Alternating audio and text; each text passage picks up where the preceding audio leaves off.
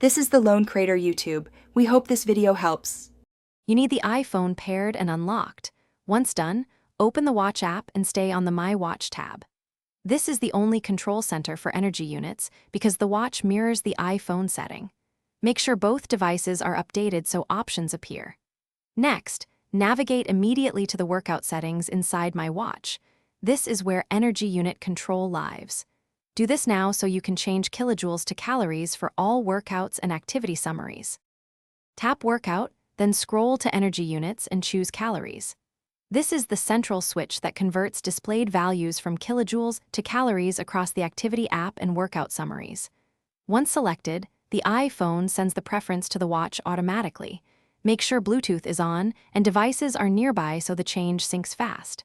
If you track workouts with third-party apps, note they may use their own units. Still, native Apple Fitness summaries will now read and after switching, open the activity or workout app on the watch to verify readings show calories. If it still shows kilojoules, restart both the watch and iPhone and wait for a fresh sync. Often the change needs a reboot to propagate. If issues persist, confirm the watch app setting again and inspect any third-party fitness apps that may override units. As a final tip, toggle Bluetooth off and on to force a resync. That resolves most lingering display problems quickly. Thanks for watching. Consider subscribing if we helped you.